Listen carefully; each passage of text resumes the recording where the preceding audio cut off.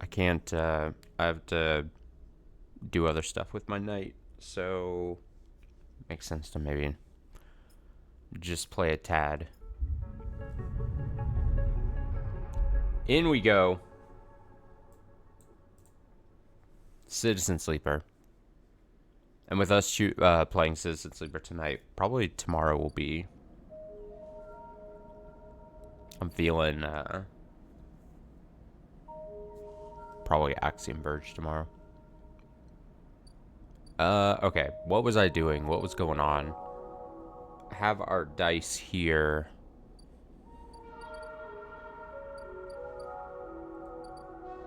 I definitely need to finish off the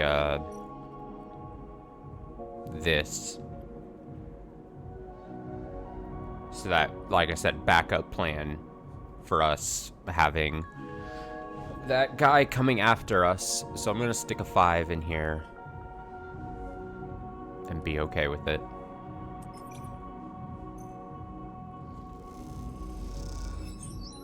There we go. You and Ethan get put on the bar for a quiet shift, then have a pleasant conversation with the customer. Turns out they are a friend of the owner. Now I could just...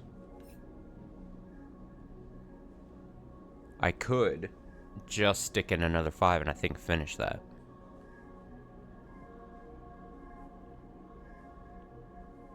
You know what? I think I am.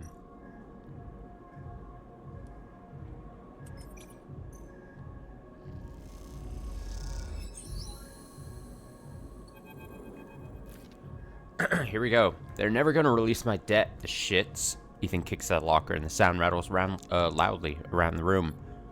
Ethan paces around the small room, swearing to himself. You watch him from the locker room bench. Why not? Why not? He spits on the floor, an old habit. They like having sniveling little shits like us to work their club. Saves on the overheads and they get to boss us around. Kicks the locker again and swears. What did they say? Some shit about getting back to me? I swear to God, these are the most straight-edged gangsters I've ever seen. He laughs at his own joke. I can't do it. Can't spend another shift stopping spacers bringing nail guns into the club, or pouring endless shots of Gear-Ol for ignorant Haven Age work crews. He looks at the locker again, threatening it with a final kick. I mean it. I'm gonna go up there and shoot every single one of those shits. He makes a finger gun. Don't do that. Hold on. Don't get all excited. I haven't got my gun, remember? He stops pacing. But, you know, Sleeper, it's not a bad idea you have there. I didn't have an idea. Don't put this on me. He's trying to put it on me. He ignores you. I don't mean shooting up the place. I mean getting the gun. He sits beside you on the bench. Think about it. What am I supposed to do when Maywick gets here? Shout him down? Oh, boy. Oh, boy. This already seems like, oh, God. I need that gun if you want me to keep my end of the deal. It's simple. An explosive personality for distraction at the front. He places a hand on his own chest. A sneaky sleeper to go in the back. He pats your chest. What about the debt? We've done our time, and the wounds, they've faded. If they don't notice us take the gun, they'll never know it's gone. Plus, he stands up. After my distraction, they'll be happy to see the back of me.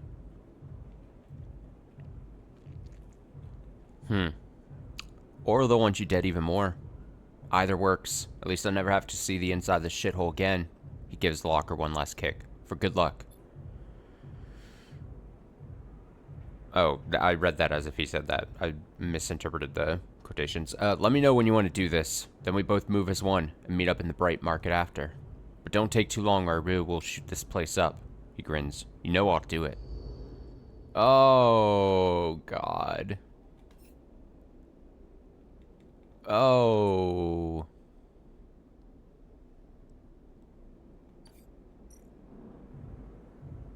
Grab the gun. Uh-oh.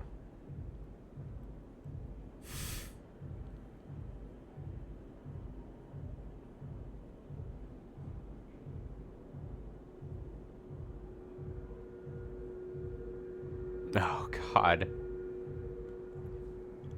Clearly, something very bad would happen if you try to put in a bad dice into it. For sure.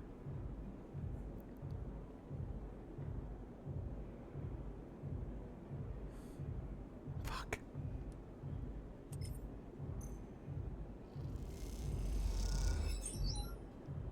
When you reach the lockup, there is no one there. You guess the distraction worked. You grab the gun. The gun tucked safely into a pocket, you work your way down the stairs that lead up to the office. A doorman passes and you exchange nods. Seems like you're in the clear. You hurry on, eager to get out before anyone spots anything. As you come down the main stairway into the front of the club, you see Ethan entering. He has a dark look in his eyes which troubles you. He's reaching into the pocket of his coat, slowly, carefully. You catch his eye and he raises an eyebrow. You shake your head. A long pause, then he nods and turns around, walking back out of the club. You exhale, not realizing you are holding your breath. And then you are out, without a single shout, without anyone noticing. You meet Ethan around the corner on a quiet, bright market walkway. You have it? He looks nervous.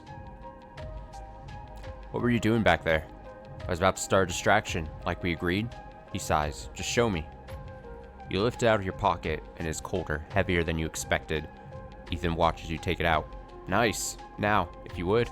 He beckons with his hand. A memory jumps into your mind of Ethan in the compressor, hand out, asking for his gun back. A memory followed by the memory of a sharp, dizzying pain. You flinch. I'm gonna wait.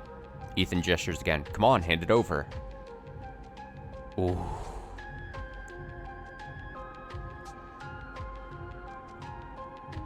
Oh, man.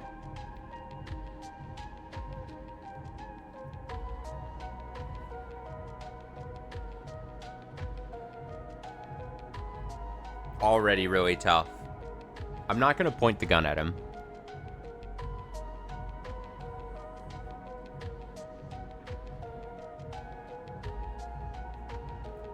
Do I say no and, like, establish some kind of dominance over him?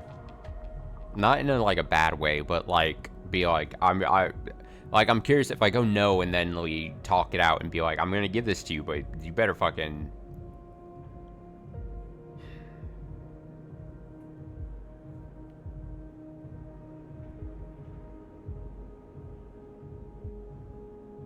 I'm gonna say no. Funny. Ethan narrows his eyes. Oh. Alright, you've got two options now.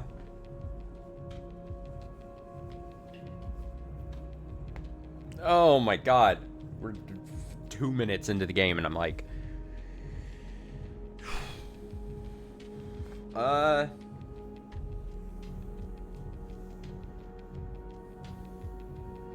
Just gotta hand it over. Ethan eagerly grabs it and looks down the sights. He sighs a sigh of relief. Then he meets your eye and slowly raises the gun until it is pointing directly at your head. God damn it. Not funny. You still don't get it, do you, Sleeper? Ethan spits. When they canceled that contract, I lost everything. My reputation, my payout, any way of getting off the shitty station. Everything. All I had left was you. He grins. Naive little sleeper with a heart of gold. I couldn't believe it worked. He laughs. And now we are done. But the contract is canceled. No shit. Ethan steps back a little, taking himself out of arm's reach. He slides the slate out of his jacket pocket with his other hand. Now to call Maywick. Actual piece of shit. Are you crazy? You are crazy, Sleeper, for thinking I'd kill one of my own for you. For what? Helping me wash dishes? He laughs long and loud, and you hate him for it. He prods the slate. Done. He puts it away. He's here, you know, on the station. I've been speaking with him. He tells me we can split the contract, not 50-50, but enough of a finder's fee that I can get out of this shithole. Oh, this is actually insane. He's lying. At this point, Sleeper, I'm not sure you're the one who I'd trust to spot a lie. He winks. Ethan glances around. I've learned one thing from you, though, Sleeper. In all our cycles working in that shitty club, he smiles. People never know when to cut and run. It's like they freeze in the headlights when the future is bearing down on them. They watch it coming, watch their death flying in at a fraction drive speed. You had every chance, and yet still you kept on going like some idiot robot, going through the motions even when you knew you'd be crushed. He smirks. And let me tell you something else. The shot enters through his upper back, and he crumples immediately to the ground. Oh. You drop to without thinking. pressing yourself to the walkway floor like it might save you. Silence. Oh. Oh. You. You look up and see him coming down the walkway, silent, eyes alight. Maywick. You freeze in fear. Here it comes. You see it, just by Ethan's crumpled body. The gun.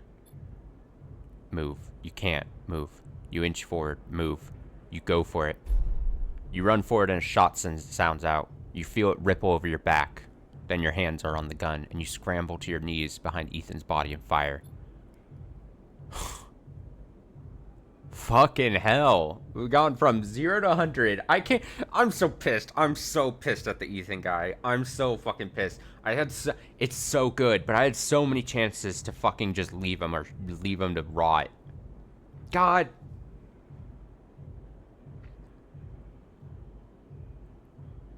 You close your eyes. You fire again and again and again until the clip is empty and all that are left are clicks. Then you drop the gun and stand up. You don't hear anyone running. You don't hear anything. You just hear the sound of your own breath. You start walking, stepping over Ethan's static body, walking along the walkway, and then past Maywick, his eyes now dark, some mechanical fluid leaking from his chest. Perhaps the same fluid that is inside you. You try not to think about it. You keep going, and the sound comes back, the eye comes back. And as it does, you hear the sound of thousands of people getting on with their lives. Thousands of people who are just going to keep going until they can't anymore. You look up and all you see are the wheeling stars. They're spinning and you're suddenly dizzy, though the eye has always spun like this, hasn't it? And you don't stop walking. You keep going. That's all there is now, the path forward.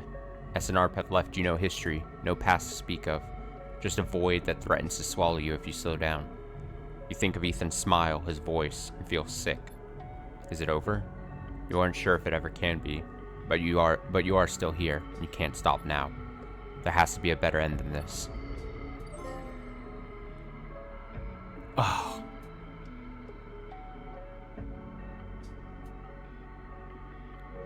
Fucking hell.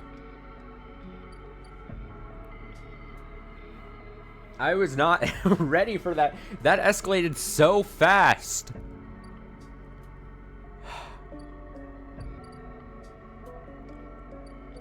God damn. Like, it shouldn't have come to this, but I don't feel bad about Ethan. And in theory, I shouldn't be feeling bad about the guy coming to hunt me down either. But I am pissed that, like, I'm more upset at my, like, own character. Like, I didn't have to, like, I didn't have to let it get to that if I didn't just keep giving him chances and help him. Damn.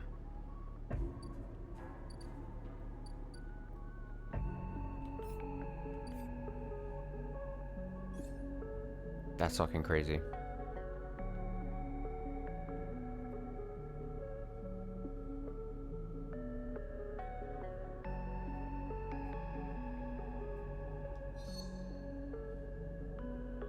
The only thing I could technically pick up at this exact moment is Into It.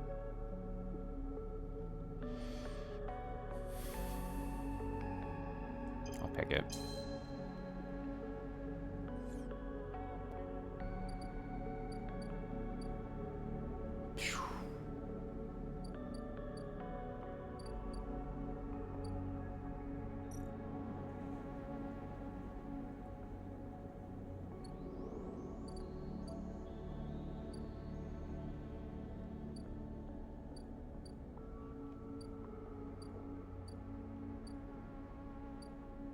I gotta get, like, energy.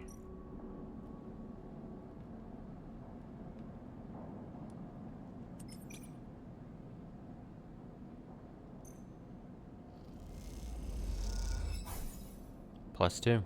Sun heats your skin, you feel its light seeping into your veins as glucose. Man. Oh, that Ethan thing. Oh.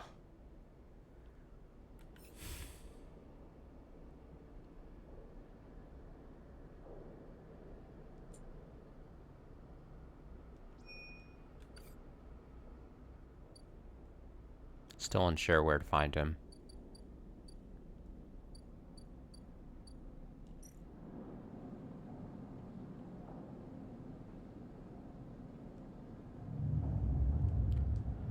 Ah, for fuck's sake, dude.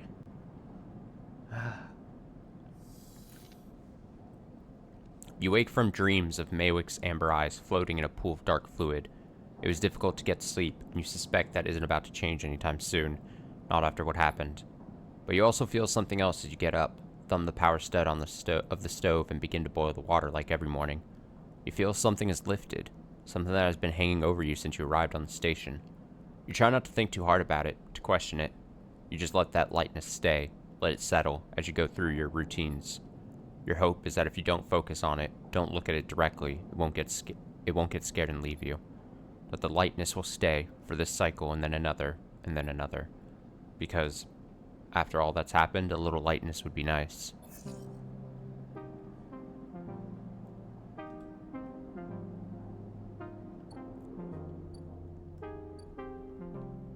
Okay.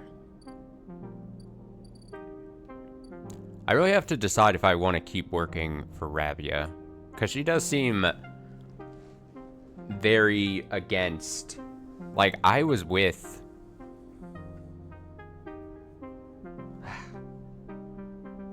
I mean, almost like massive, like, cop energy, almost, if I was to put it one way.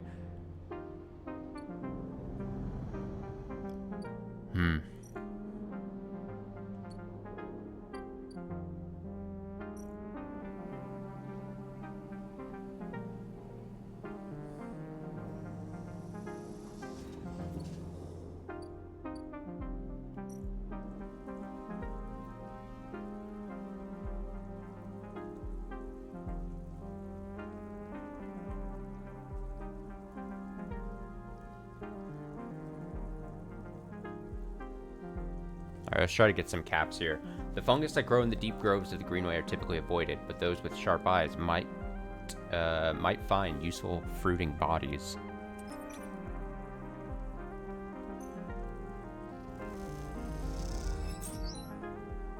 Got some caps. Yeah.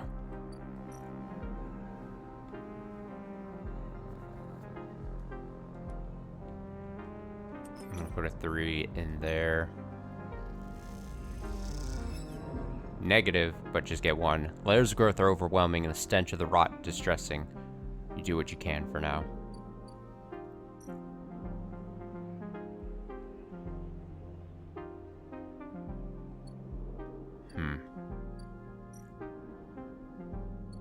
Gather scrap.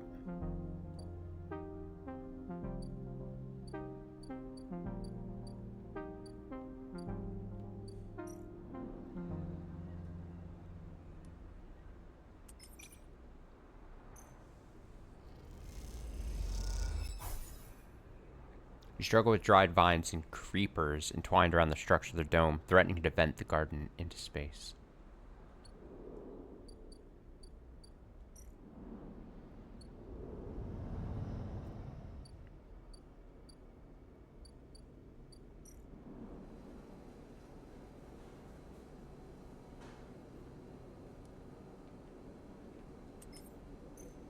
Kind of need some energy, and I'll be able to make some money with this too. Lots of energy, 8 cryo as well. That's good. And then we're gonna pop the stabilizer. We'll be up to 5 dice now again, which is nice.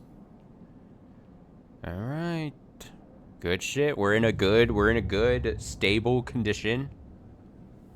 We've gotten fine. We're fine. A 55146. 55146. Okay. Probably want to finish that aviary area. If I could. This gets us 3. Layers and layers of rotten mulch come away from the corroded metal, and among it, pale and delicate, you find a bird's skull. Ooh. And then I think I can put a 1 and it'll just finish it. Even if it's negative outcome. Negative, yep. There we go. Done.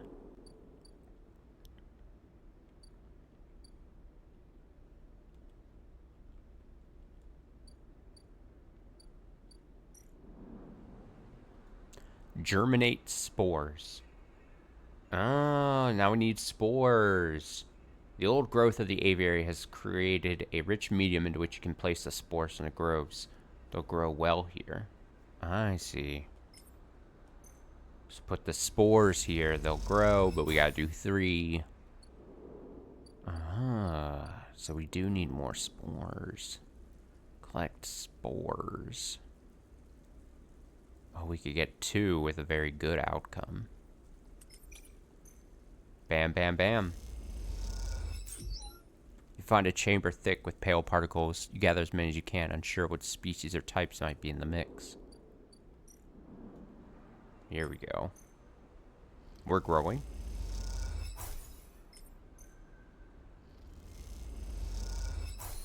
The spores are settled. Now you need to wait for the blooms to emerge. How long is that gonna take, huh? 4 turns? Oh! Okay. 4 turns. Ooh!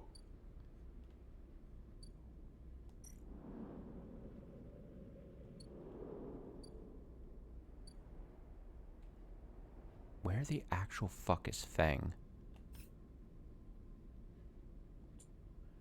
Say it'll disable your SNR tracker if you can get to the bottom of his mystery first. The son of a bitch. Can't trust him. Can't trust him. Couldn't trust Ethan.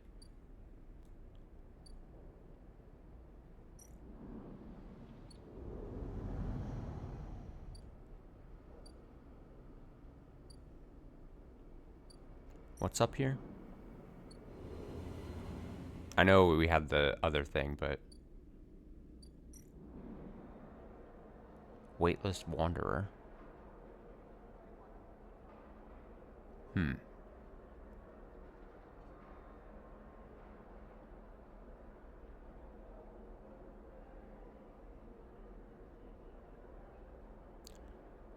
try this. The hub is thronging with spacers from across the circuit systems. They can be a prickly bunch, but they know the place well. I think sticking in a 4 in here is totally fine. I don't think I'll hit the minus money thing here. Huh, just one. You pick up a few tips from spacers waiting for the ships to refuel, though some of their stories seem unlikely to be true.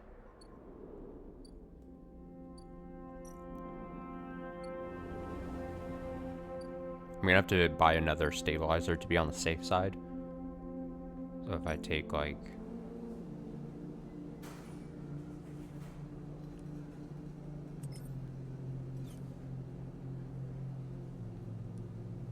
This will get us a little bit of money and the energy to basically be good. I forget, how much do stabilizers now cost? 64, okay. We're fine, we're fine, we're fine. This has been an option since like the beginning of the game, and I've just left this alone, and there might obviously be something that happens once we've done this. So I might want to start working on that too.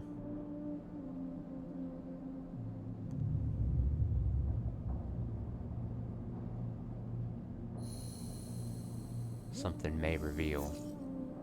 What do we get? 52152. Ew.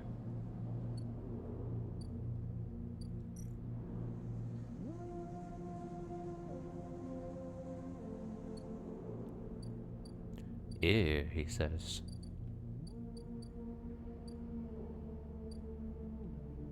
Five, 2, 1.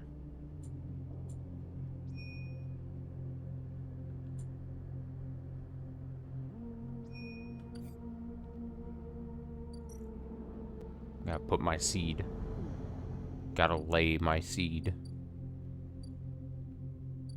But where? It's not like this.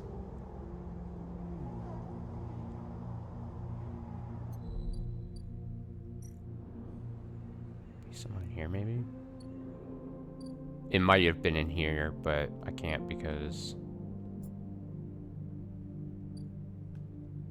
I started the fungus thing.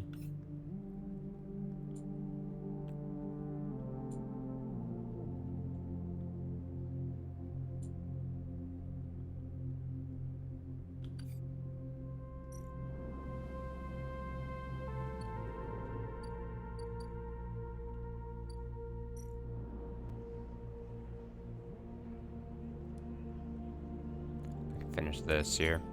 Newcomers to the commune can work within the canteen, preparing and serving food for those that make the compound their home.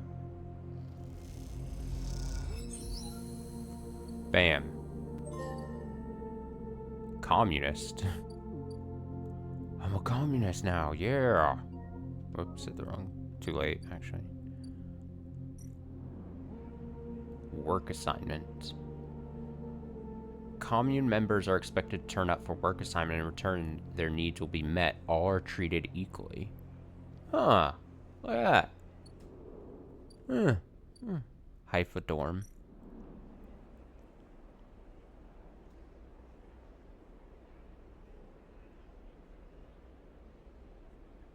Oh, so I get a free, like... Is it any different than my thing? Oh, it's just that I can sleep here. Huh. Interesting. Rico. Head of the Haifa Botany.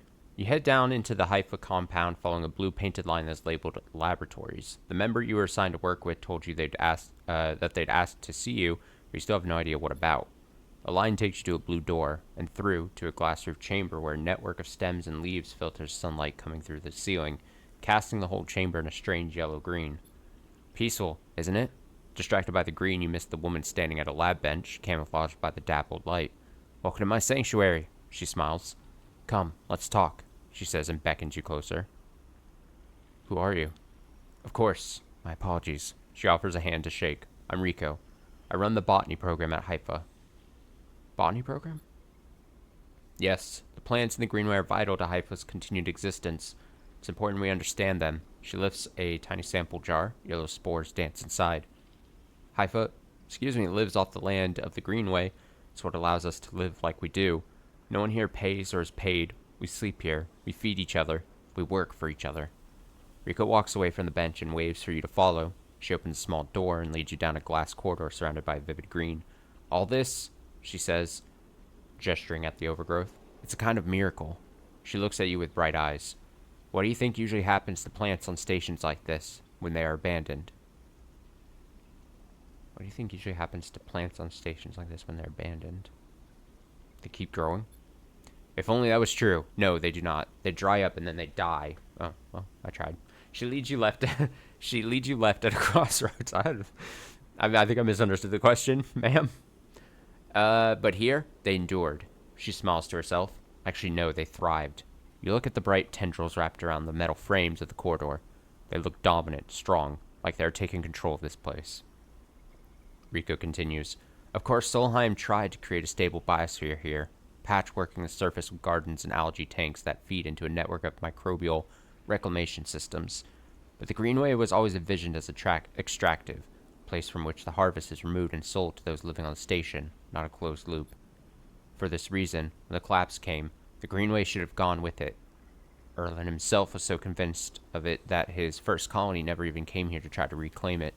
The Eye instead relied on outside favors and influences, shipments from the inner system, and small-scale agriculture systems like kelp and fungal farm stacks. And yet here we are, among growth and decay, a biosphere flourishing. When Haifa came here, we expected finally vacuum-dried stalks and leaves, perhaps some fungal colonies hidden in the mulch. But we found a jungle. With this, Rico hits a button on the wall and leads you through a large pair of double doors into a huge, impossible chamber. It is every kind of green, from the pale algae tanks to the dark vines that surround them. It is wet, too, a rarity on the Eye. Condensation clouds the light from the high glass roof and gathers on the shiny, broad leaves of shrubs. How?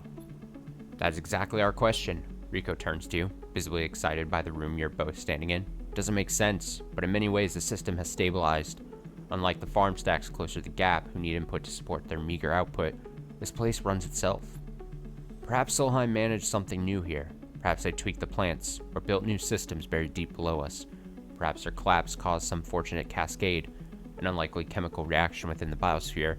That's what I'd like you to help me out, find out. She turns to you, her forehead wet with dew. Aren't you the botanist? Astutely noticed, but I don't need a botanist. Rico sits on a railing. These halls run deep, sleeper. I'm getting old. She stamps her foot on the metal grating of the walkway. Whatever is causing this, It's to be found in the groves deep in the Greenway. Haifa won't spare anyone for an expedition. It's too dangerous and unnecessary, they say. I can make the case, but I can't get the votes. You sleepers are hardy beings. I know that much. You could speak to the eye, uncover its secrets, in ways I never can. She holds out an arm so you can help her stand. Bring me samples, spores, seeds, and blooms. I can grow them in the lab and study them. The deeper they are found, the better. I will try. Thank you, she smiles, and thank you for listening. Rico leads you back to the huge chamber and up through the passages. She's a little slower now and stumbles on the steps. You help her where you can.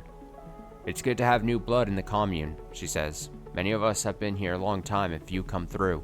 She settles back at her bench in the lab, stretching her legs. You go to leave. Come back if you find something, sleeper, she calls. There are discoveries to be made, and you follow the blue line back up out of the compound, all the time thinking of that impossible, magical green.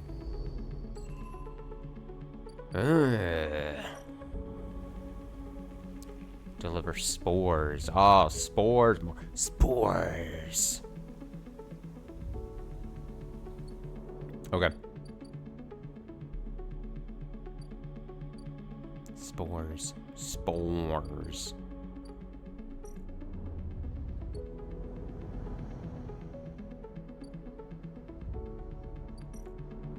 Actually, I think... Oh, I remember getting the,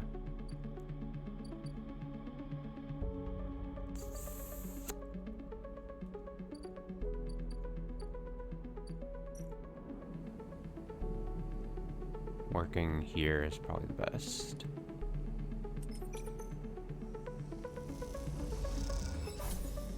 Crowd, you tend your stacks, learning by watching the others and getting good yields, even if the process is a little slower than you'd like.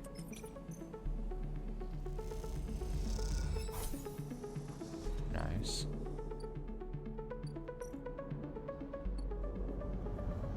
Alright, we have a 5 and a 1.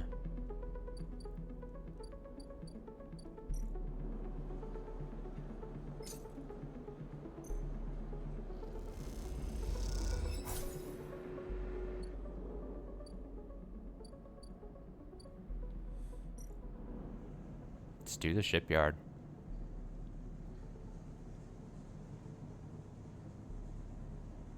You don't have connections, but you do have skills. If you can get a shipbuilder who knows them, you might be in. What? 2 yard hands and 5 cryo. You shadow a shipbuilder who is impressed when you know how to double seal a hull plate. He slips you a tip at the end of the shift. Nice. Alright, alright, alright. We're doing the thing.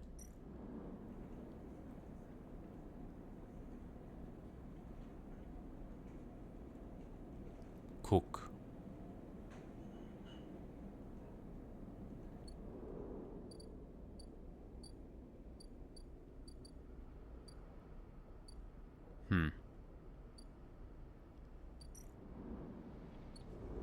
What to do with a 1 here?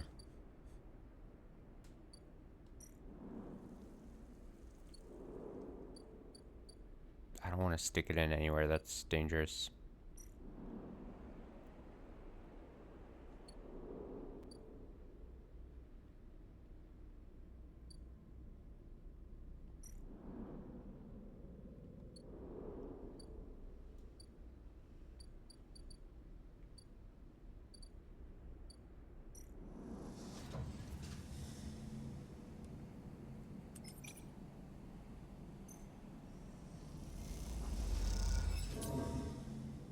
A fault in your assigned stack costs your whole crop, and your yield is small at the end of the cycle. Next time you'll double check.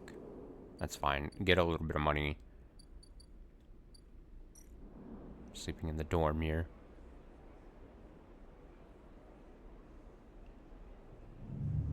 I wonder if something different will happen when I wake up. Probably not.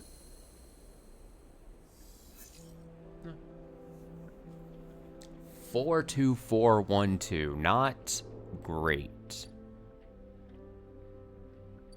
Not great.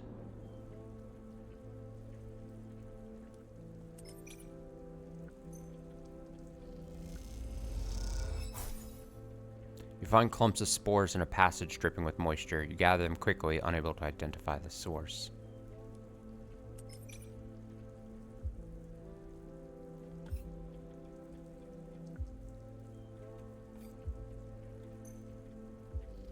Don't be negative. Hey, neutral.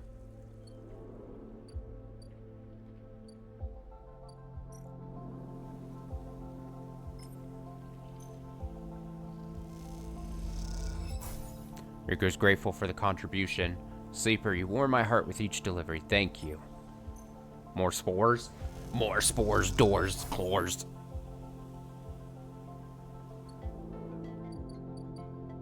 Deliver those spores.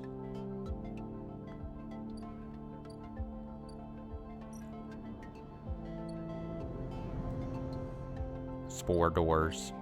4 doors.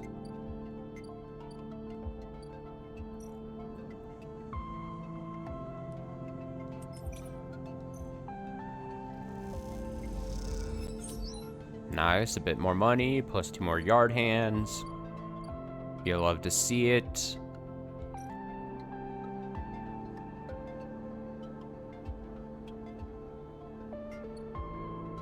I'm working on it, Emphis. I'm working. For sure. For sure, spore doors.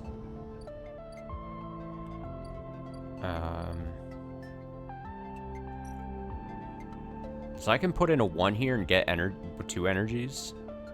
Commune members are expected to turn up for work assignments in return for their needs will be met. All are treated equally. I think that's what it's saying. It's just you put in any dice and you'll get 2. You are assigned work in the canteen, feeding others. The work is hard, but you enjoy sharing the effort with the other members. Get 2 energy. So I don't have to, like, spend... I essentially don't have to spend money to get back energy at this point. I could just spend a bad dice roll and get 2 energy, which is a good deal.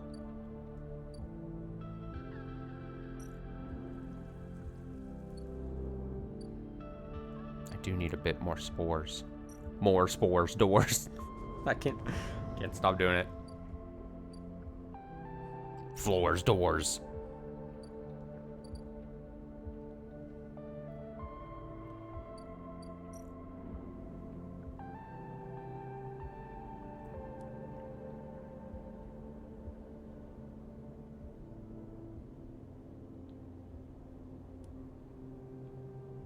Kind of want this. The clack of filter caps can be heard in every concourse and low end as the residents play rotating rounds of this game for cryo. Neutral. -3 cryo, but I got low ender. You end up in a tight match with an older man. A small crowd gathers. You lose, but the pats on your shoulder suggest you gain some support. Supporters.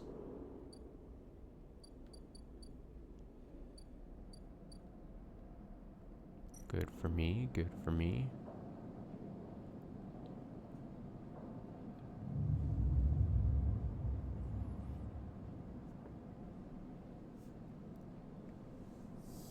Alright, down to 4 dice now for a bit. 4, 2, 2, 5. 4, 2, 2, 5.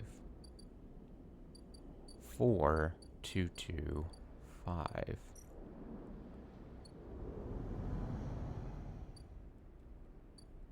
This will be ready in 1 more day. I'm kind of curious what that looks like and what I can get. Is it just gonna, am I just gonna get a yield of them? Is it gonna be infinitely repeatable? Can I just get it? Like, I almost don't even want to, because I might be able to get spores out of it potentially. So I don't want to do anything I don't need to.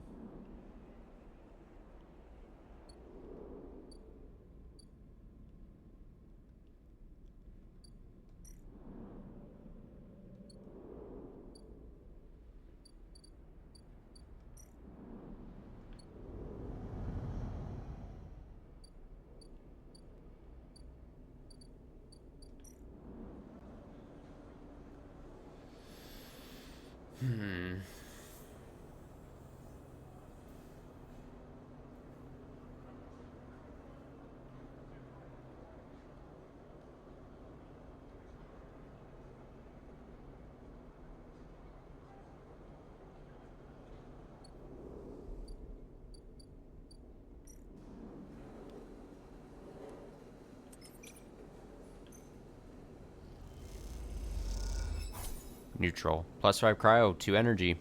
Kelp in the stack is golden brown. As you eat the noodles at the end of the shift, you imagine the distant oceans that birthed it. That's good, that's good. That works, that works, that works.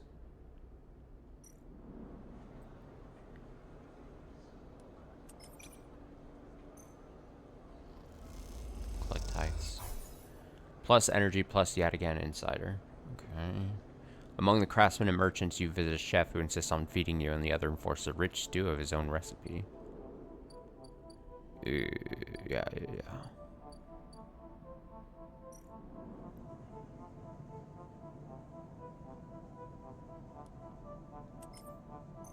Put a 6 in there. Yard hands and cryo.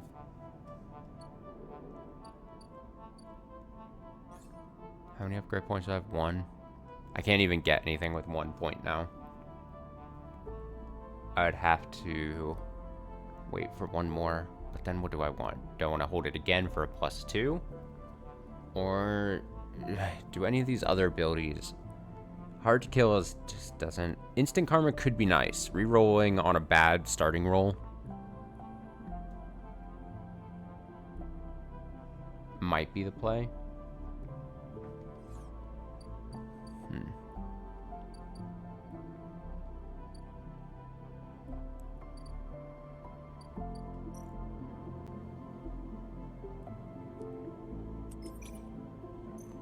Play tableau. Go. Negative. -3 cryo. As you shift your caps along the board and you hear laughter, a child explains you're going the wrong way. You lose the round and your cryo. I get nothing. That sucks. My bad. Yeah, I took a chance on it.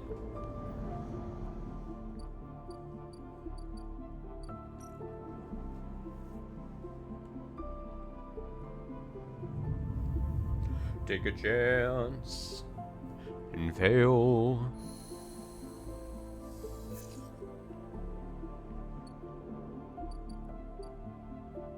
Alright, here we go. Harvest mushrooms. The fruiting bodies are appearing. Your rolls are easy to find, but Matsutake and other stranger types will require extra effort. Take your pick. Oh, look at that. The crop of fruiting bodies has broken the surface of the mulch. Once harvested, you'll have to grow more. I see. So if I just put in a 1... Yeah.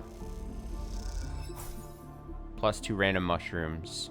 What do we get? We got plus... Okay. Yeah, we got those.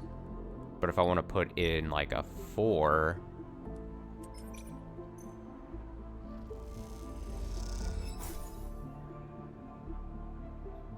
Such have healthy large caps, smells rich and complex, and remind you of some of the best meals you've consumed on the eye.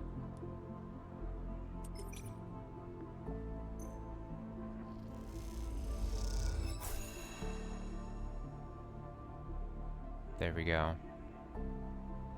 And now it's spore catcher. Put in the sample collecting. So that's done. So now you would have to take more spores. More spores! 4 more spores.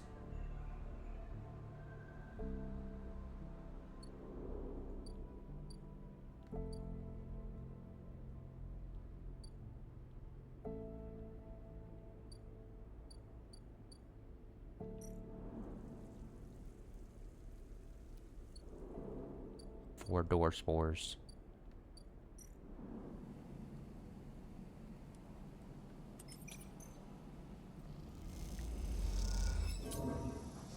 Negative outcome, only 6.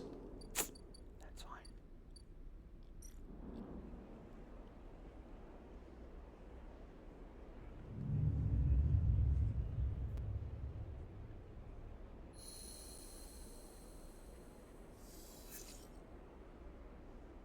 Alright, better dice. 4, 5, 6, 1.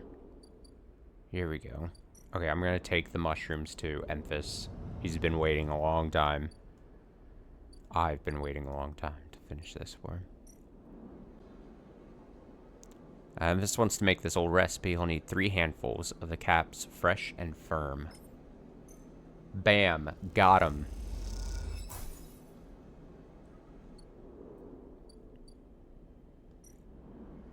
Oh, it's going to take time. Emphis work on gathering the ingredients and preparing the mushrooms.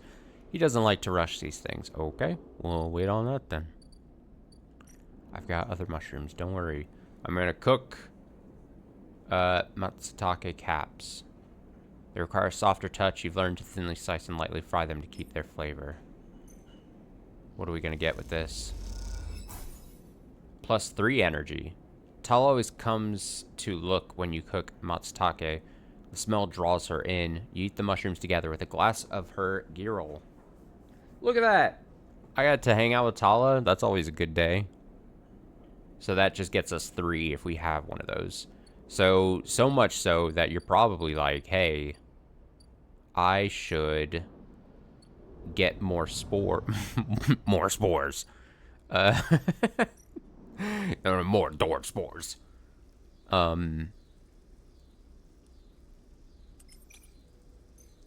Get those, please. 2 spores. There we go. Find a chamber thick with pale particles. You gather as many as you can. Unsure what species or types might be in the mix. I'm going to put a 4 in there as well. Ooh, got 2 more. There we go, because we need more door spores to put more in here. Huh. Like, we should just be...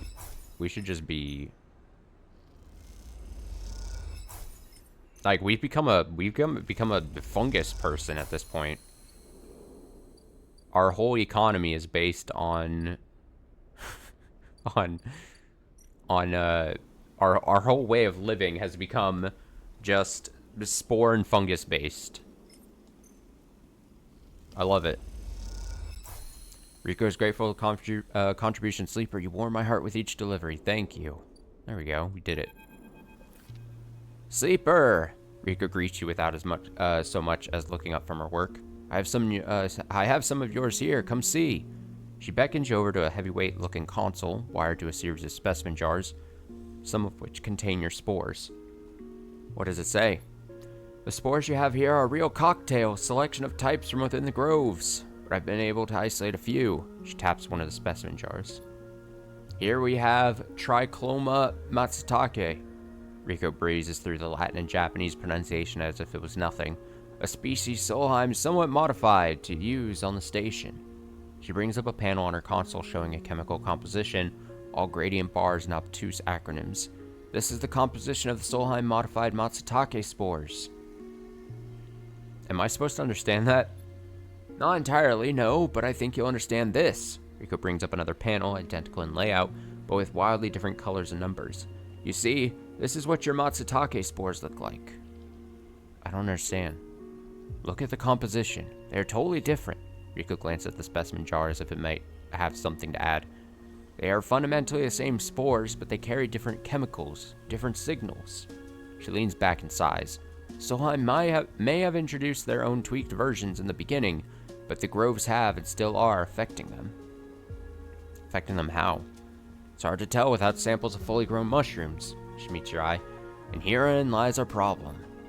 She moves to another desk where 2 trays sit side by side. First contains nothing but plant mulch. The second you smell before you even look at it. Pungent aroma of the fruiting matsutake, like rotting, sodden overalls, laced with an edge of spice. The matsutake here are grown from Solheim stalks, pulled from a spore vault in this complex. She winks. They're delicious, by the way. She sets them aside. The empty tray is germinated with the spores you collected. No activity, no germination, nothing. But the groves are full. Yes, they are. Rico looks at you directly, and you suddenly realize how much she is enjoying this. So here's our puzzle, Sleeper. Spores from the groves won't grow in the lab, but gathering fruiting bodies from the groves is too unpredictable. We need to grow a fruiting body from some of these spores, so we can track it, understand it. In short, I need you to become my mushroom farmer. Actually, I already started. Rico looks impressed. Well, an eager mycologist. Never have guessed. I assume you set yourself up in the aviary. I've been eyeing that place up for its proximity to the groves. Bring me whatever grows, not just matsutake. There's more than a couple of variants in there, so I'll need plenty of samples. She plucks a matsutake cap from the tray. These little things are reflections of their conditions, their smell, their taste, their chemistry. It all derives from the conditions of their growth. She smells the cap. Enough of these and we'll have a picture of what is happening here, of the ways in which this biosphere is modifying itself, or being modified, whichever the case may be. Riko pops the Matsutake cap into her mouth, taking you by surprise. And don't worry, sleeper, she says while softly chewing. If this turns out to be a dead end, I'll make sure that not a single mushroom will go to waste. So what does she need? Fruiting bodies, let's see. Okay, so she takes one of any of them. The pale and delicate Giro mushrooms are more abundant than the Matsutake, but Riko says they still help the process. I see. I assume these ones give us 3, yeah. You hand over the caps and Riko looks pleased. My amateur mycologist, thank you. I'll put in one of these. I assume it's less. Yeah, 2. Beautiful! Riko gushes as you hand over the golden caps. You've never seen anyone so excited about mushrooms. She's a mushroom head. You love to see it.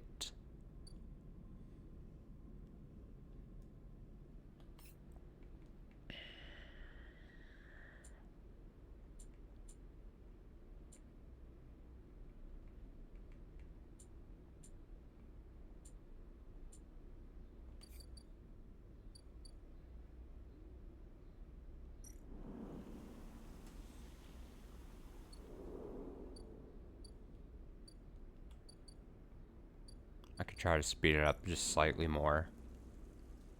And forage for caps as well.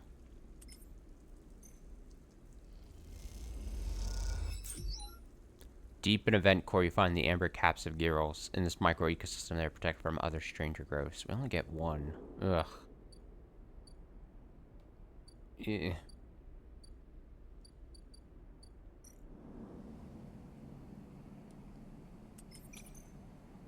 I'm working stacks. Get 6. Get 6.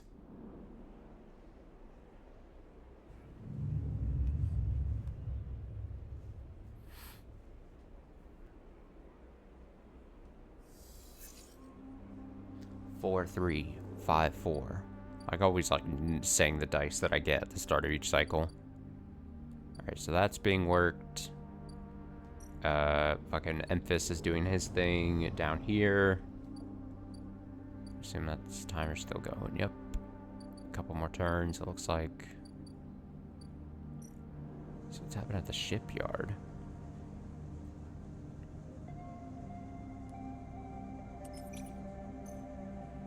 I can finish this. Nope! You observe the shipbuilders and try to make yourself useful carrying tools and crates. Begin to notice how they work. I didn't work like I wanted it to. Alright, it's fine. There we go. I got a random scrap item.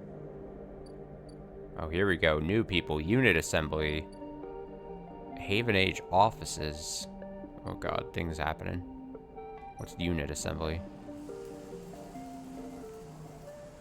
Huh.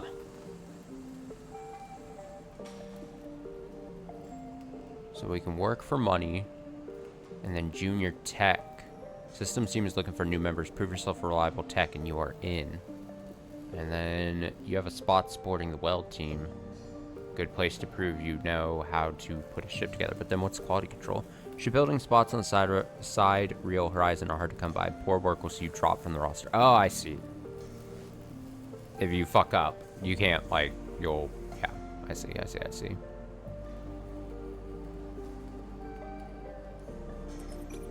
So yeah, you don't want to, like, fuck up. Clearly. Plus 12 cryo, welder's mate, 1. Alright, get some money and we'll work that, What's the Haven Age offices? Repeatable action, fragment supply. Sophisticated tech is rare on the eye, so the shipyard is happy to pay us, for ship mine fragments they can dismantle and reuse. So for a fragment, you can sell, basically, tracking Yadigan. A slate in the office advertises that Haven Age are looking for informants on gang activity in the eye. They'll pay. Oh.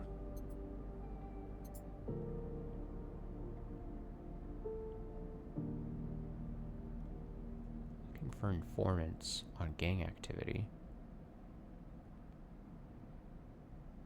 Huh. Lem and Mina. From the walkway, the side real horizon looks impossibly vast, a landscape of plating and frames. All along her flanks, torches flicker, drones maneuver, arc lights glint. The sense of scale of industry is both stunning and strangely unsettling. She's quite beautiful, I think. Is that like a little child? Oh, it is like a little child. Lem and Mina. You turn to see a figure a little way down the walkway, leaning at the railing. He's thin, ragged, his work gear poorly fitting and loose. The torches of the sidereal horizon flicker in his eyes as he turns to you. Lem! He leans back from the rail, revealing a child standing beside him, staring out at the ship. And this is Mina, he adds with a smile. Hi, Mina. She stares and tucks herself behind Lem, who dutifully picks her up. She's a little slow to trust, aren't you, Mina? She buries her face in the folds of his overalls. Mina looks out from Lem's chest, dark brown eye twinkling among the rough material. You working on her, then? Lem asks eagerly, gesturing to the vast ship, or just admiring. He shifts Mina's weight to his other arm. Working. Me too. He flashes a Haven Age pass. I knew it just to look at you. I mean, he stumbles a little over his words, not wanting to be misunderstood. I mean, you look like a worker. She's Mina's and my ticket out of this place. Our escape vector, so to speak. How? You haven't heard? Anyone who takes a Haven Age contract on the sidereal horizon will be entered into a draw for the transit support crew. He smiles. We won't get to sleep the journey through, but a couple of decades of service will be nothing for me and Mina if it means landfall in a new world. He winks. Decades? It's a long trip. He straightens up, stretching his back. That's a colony ship, friend. The Celis Foundation is sending thousands of people to settle a system well outside the reach of the core worlds. It'll be a totally independent colony. No surrogacy, no corporations. Why is it here? Why build it here, you mean? He grins. Don't ask me. I know as much as Mina about that. He ruffles Mina's hair thoughtfully. Suppose many corporations weren't too happy about breaking with the idea of surrogacy, setting up somewhere without it feeding back to the core. Maybe Celis got locked out of the corporate shipyards and had to go begging for somewhere to set up. Homeless, just like Mina and me. Mina responds by pushing his hand away. Daddy, she whispers. Food. Pulling an exaggerated, grumpy face. She glances furtively at you as she plays with a set of dog tags that hang from Lem's neck. I'm just chatting a little, Meanie. Give Daddy a sec. Meanie. He turns back to you, and you suddenly notice how tired he looks. I'm not on the Haven Age crew yet, but I'll work my way in. You can do it too, friend. We have to stick together. He smiles a little shakily, and you wonder how long he's been working to break into the official shipyard crew. For sure. He looks out at the sidereal horizon, as if trying to pull energy from those flickering torches from the vast hole. We've got to hold out, okay? You aren't quite sure if he's talking to you. That's how it works. While he stares out, Mina catches your eye curiously. I muted myself in time. Excuse me. Sneezed. Mina catches your eye curiously. You agree, Mina? She straightens up and meets your eye. Daddy loves me, she says it stubbornly, daring you to question her. Lem smiles and lifts Mina. That's it. We hold on. He smiles sheepishly at you. We are just a couple of softies, isn't that right, Mina? He sets her down, standing by his side, and she clings to his leg. Gotta go feed this one. Pats her back. Maybe see you on a shift, huh? He turns, and they walk down the walkway, away from the shipyard. You see them talking, and then a moment later, Mina turns around and stops. See you, robot. Her shout echoes down the walkway. Oh my god, just cute. And she flashes you a parting smile before running to catch up with Lem. You watch them a little before you turn back to the impossible scale of the sidereal horizon. A ticket out. I gotta help them no matter what, don't I? Workers on the sidereal crew get entered into a draw for the colony ship's live-in crew. That's one way off the eye and into a new life. Oh, I can't, like, directly help them. Or it's not like that type of situation, I mean.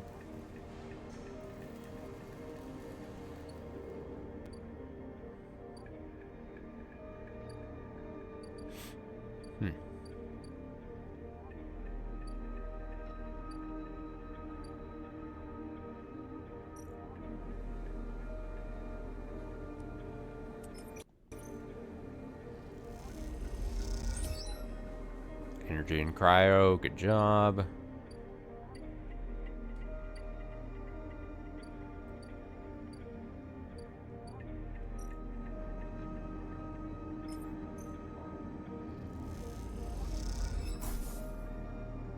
Put the stabilizer in. And end cycle.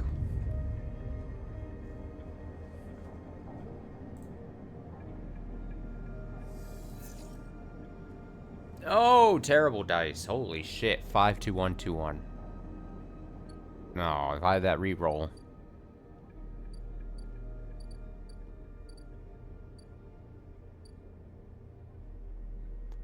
Oh, if I had a re-roll available to me. It's got one more turn, obviously, on it.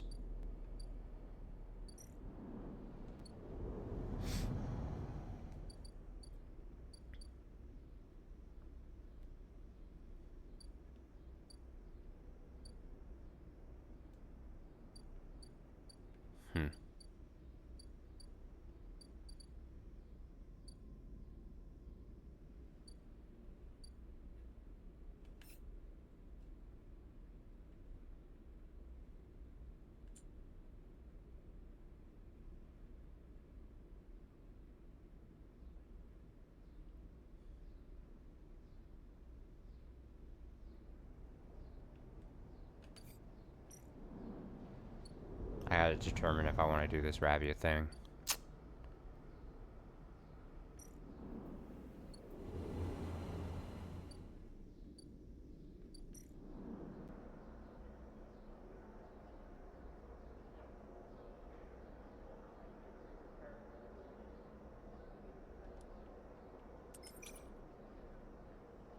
Stack base, House of Flow of incoming and outgoing ships. Digital manifest will help you get your head around this place. Come on, something good. Not negative. Oh, you just lost energy. You suck. You suck. You suck. You suck. Whatever. I'm working with pretty shitty dice this round.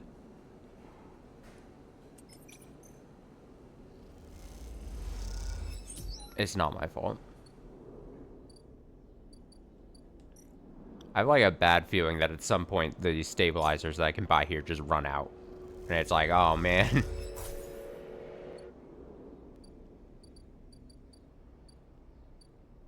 I think I just have to work. They're such low dice. I think I just have to work the stacks here. And get what I can from these. Money-wise. Because even at no danger, it's a safe action, and I just have to get back some money anyway. And even a negative outcome would get a little bit of money, so.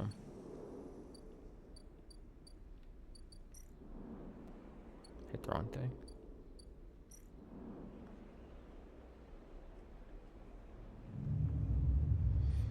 Alright, Emphis should be available now.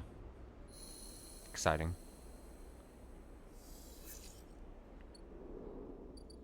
And we'll do that after a BRB. I gotta take a BRB for a few minutes. I will be back shortly, and we will click into Emphis when I'm back. So, be back shortly.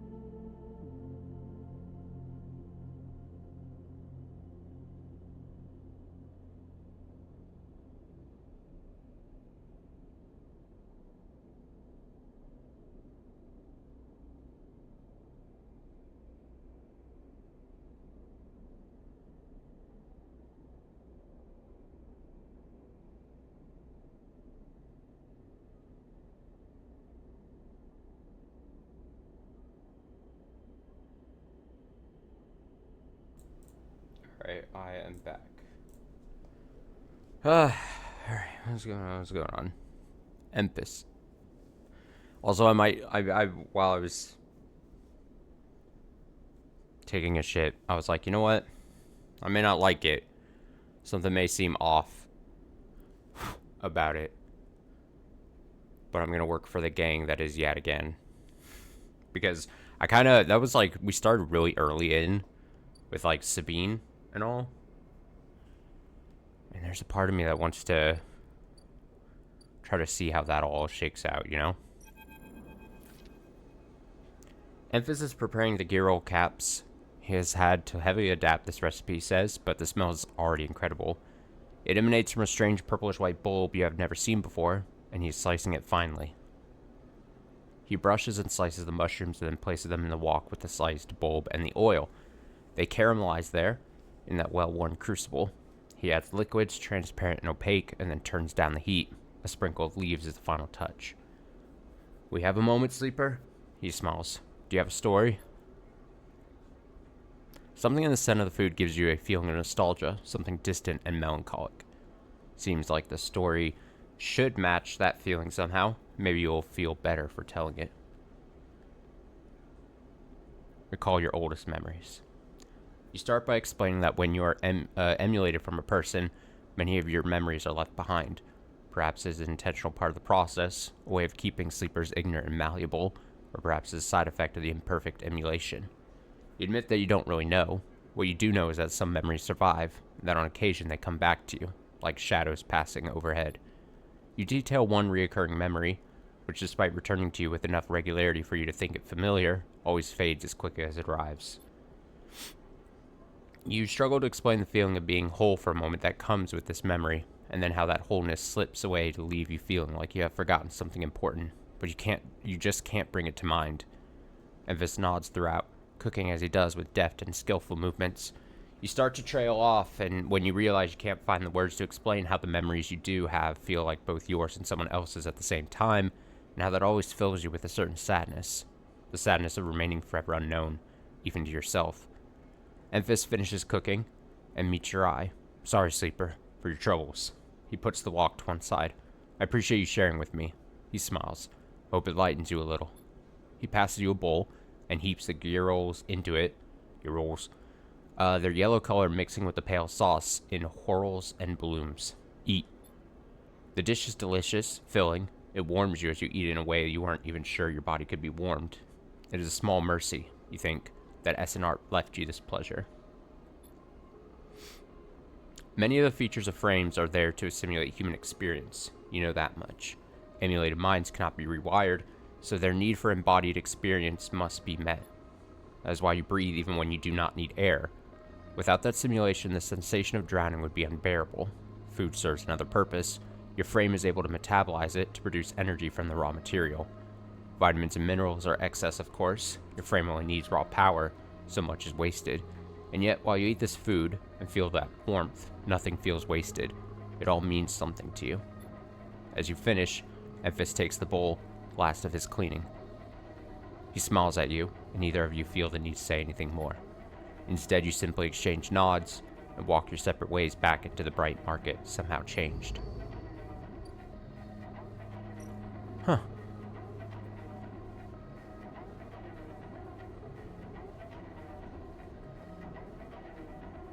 Oh, he needs more.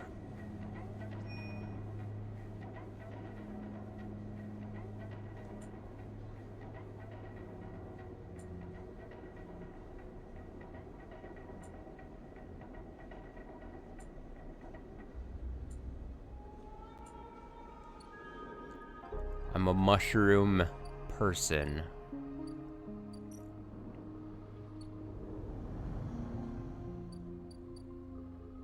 Those will be available next time. Next cycle. Okay, let's do the yet again thing. Alright, that's yet again. Yet again. Read an office. Yet again. Insider. We've got 5s.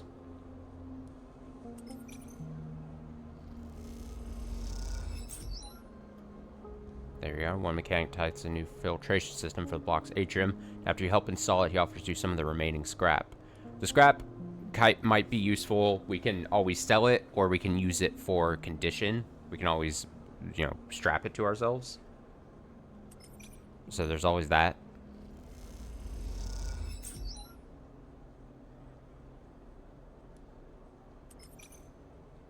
Being put to work. Oh, I got energy. Oh, I didn't really need. I wanted the scrap components more. Oh, as you say your goodbyes to the other enforcers and walk back through the low end, a chirruping catches your attention. In a quiet corridor, away from the main thoroughfares, someone has stuck a small recorder to the wall with suit sealant tape. Written across the fluorescent tape is one word: sleeper. You peel it away from the wall, and as you do, it triggers some kind of improvised trip switch. Sleeper, Sabine's voice crackles through. Oh shit! I have seen you with Yatagam members. Are they holding you captive now too? I whine. I am sorry if I've dragged you into this. Do not trust them. Something is happening within the gang. Some kind of power struggle. You cover the speaker a little, their voice too loud in the quiet corridor. It's like, shh, quiet! I will come soon. Thanks to your efforts, I've located most of their properties. At the right time. Pause. I'll see you soon. Don't give up. Remember our deal. The recording cuts out. You stare at the recorder, processing what you have just heard. Hearing Sabine's voice again opens up something inside of you. An SNRP employee. Do they know that I know? You struggle with a mix of concern and distrust.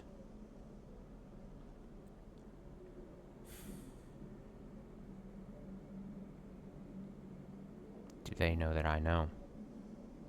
Oh yeah, that was the whole deal. So yeah. So we were told from Rabia, it was like, hey, Sabine works for SNR kind of thing.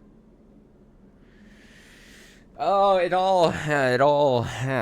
complicated. You throw the recorder into a nearby waste chute as you leave the corridor, still unsure who to trust, and head quietly out of the low end. So yeah, it basically might come down to, who do I trust more? Sabine?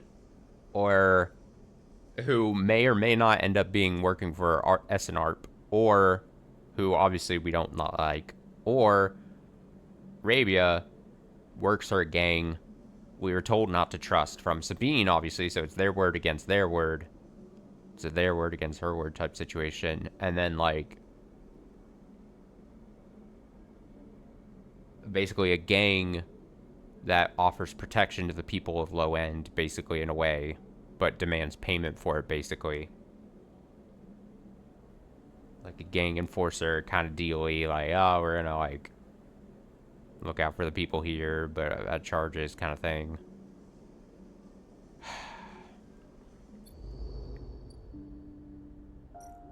This is tough.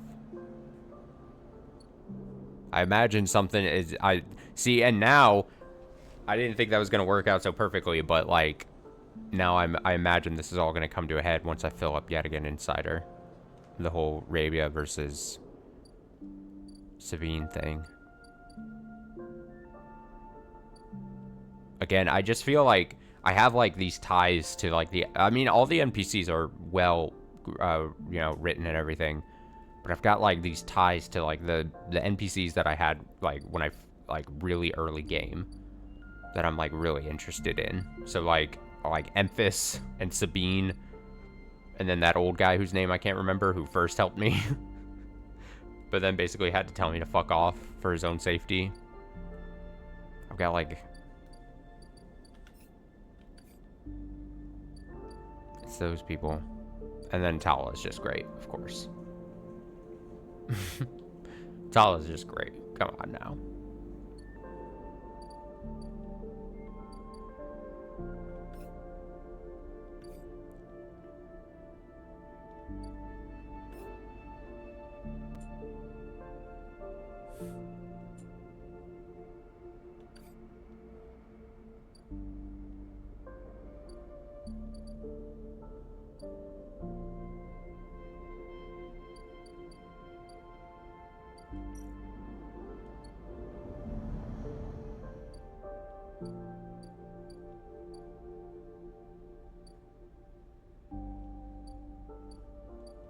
And just get a bit of money here with these lower dice. 16, nice.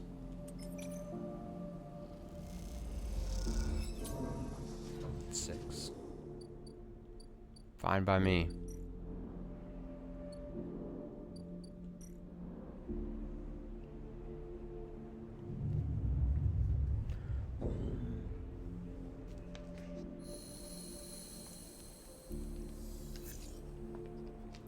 Ooh, high dice. Here we go. Here we go. 6, 3, 5, 3, 3. I'll take those threes easily.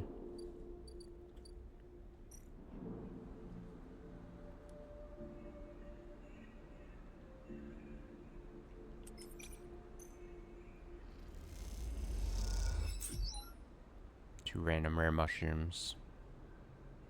Positive outcome. Okay, I think we got... Oh, what is this? We got some... What is this one? Where is that?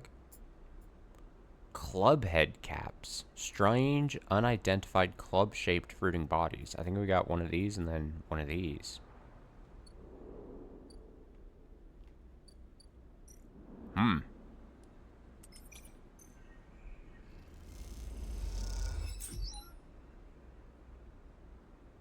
Same thing.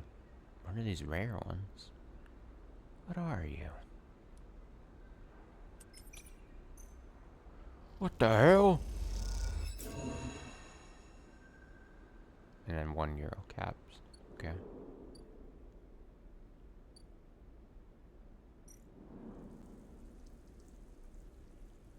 I need more spores now. Spores doors.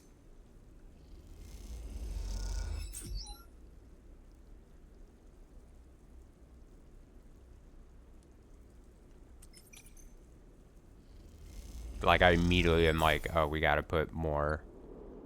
Just get the timer going again, you know? It just feels like the smart thing to do.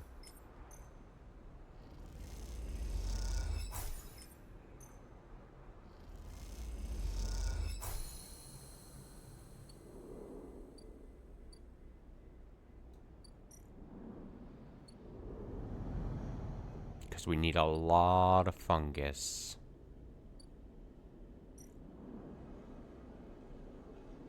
It just needs 2, right? Nice. Emphis inhales the deep autumnal aroma of the Matsutake caps and nods. He seems impressed. It's on the timer again. So for three more cycles. Okay. Good, good, good.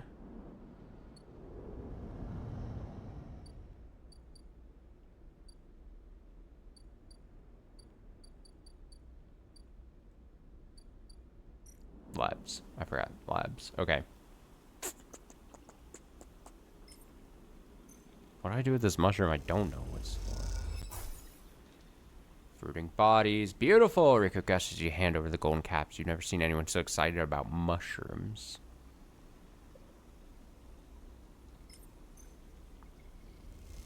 I can do this, but one of these. Yeah. I might just wait till we have the Matsutake samples for her. Because that'll be the 3. Oh yeah, I've got a second upgrade point. 2 upgrade points. Okay. So we can't take these. Instant karma would be nice. Icebreaker, I'd feel like I'd get a less use out of now. Hard to kill. I don't ever see myself getting that low. If I'm being honest, I think I'm going to go instant karma. And then if I feel like a reroll is worth it, I'll do it.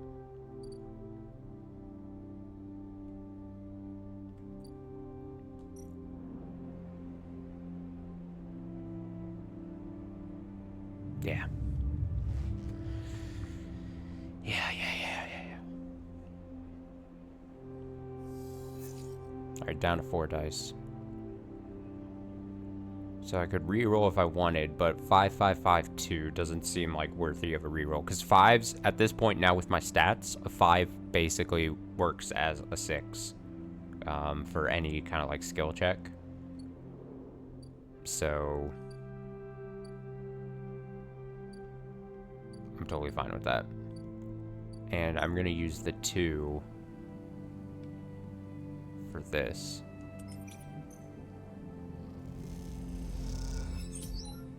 Bam. Money. Bam, money, he says. I'm going to buy just another one of these. I know I already have one, but I don't think it hurts to have two. These are the big thing that I'm using money on anyway at this point, so if I've got the money, I might as well. Now 555. Put that for the energy, and I'll get a little bit of money as well. Boom.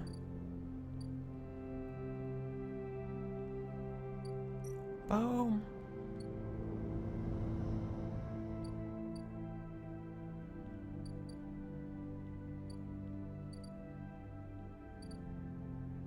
I'm going to... I want to use it up in this area. These 2 5s.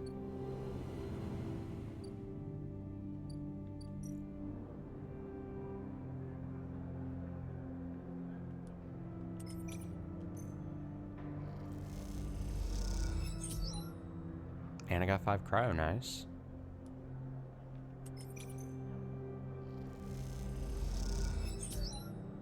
And another 5 cryo. You start to draw connections from manifest to manifest, noting the patterns and flows. There's something beautiful in the chaos. I tried to use the reroll. I wanted to make sure that it wasn't... I couldn't just, like, refill with a bunch of dice. It's not how it works. Unfortunate. Gimbal Lounge. Buy a spacer meal. Gimbal sells itself on its spinning sphere, which claims to produce therapeutic gravitational effects. It doesn't, but they still sell food. But they sell food. Okay, 14 cryo for food. Bliss, a shit mechanic. Whoa! Bliss! No way, Moritz. You take those substandard filters back to the shit heels who sold you them. You hear the voice echoing out of the bay as you pass, and moments later, someone who you assume is Moritz drifts out with it, dragging a pallet of filter cartridges by a tether. Hey, you out there! Same voice echoes out of the entrance. Looking for work? Who, me? Everyone on the station is looking for work. Get in here! The voice is coming from someone shorter than you expected. She's floating in the microgravity of the docking bay beside a half-deconstructed life support unit that looks like it might have exploded at some point. She points a wrench in your direction. You know anything about these things? She doesn't wait for an answer. Scratch that. Just help me with the casing. I'll help her. All right, then. She definitely moves around the unit, making space for you beside the central seam in the dented case. Just take a grip here and lift out and up. Then I can get in and unbolt it. She whacks the unit with the wrench. Whole thing is twisted to shit. You dig your fingers into the casing and lift it away, the metal squealing from the force. She puts her hands under, spinning the wrench to slip out the bolts, catching them in her other hand when they spiral free. All good. Casing lifts off, revealing the ornate piping of the unit's interior. She whistles at the mess of ducts and filters. By the way, everyone calls me Bliss. She pats you on the shoulder, offering little in the way of an explanation. What do you do here? Repairs, fit-ups, tear-downs. Bliss starts pushing and pulling at the ductwork, looking for fractured pipes. We haggle for contracts, but the good ones get snapped up quick by the bigger bays. So here I am trying to get this M2 unit running again for one of the freelance tugs. Small-time stuff. Hold this. She rips out a ribbed pipe and hands it to you like a freshly caught fish. We turn stuff around fast and neat, and maybe we get a chance at landing something bigger. Something starts hissing in the unit, and Bliss quietens it with a precise whack. Quietens. But to be honest with you, the way things are going, I can hardly see the other crews licking their lips, ready to take this place over. She looks up at you. I'm almost out of luck. What happened? Long story. Some people just can't keep promises. She keeps working, twisting aside pipes with care. There we are. Bliss pulls her hand from deep inside the unit, and out it comes, clutching a lumpen cube, scorched black. This thing must have overloaded and popped half of itself out the side. You both duck down to the side of the unit and spot the exit wound, its edges fringed with more scorch marks. Grab me a replacement converter from the racks, will you? Head to the rack. You kick off from the unit and drift over to the wall racks, where a catalog of parts sit secured in clamps. Colored tape and scrawled notes flutter across the wall. Complex organizational system of Bliss's own design, or just a big mess. You try to pick out the right part. Grab me a replacement converter.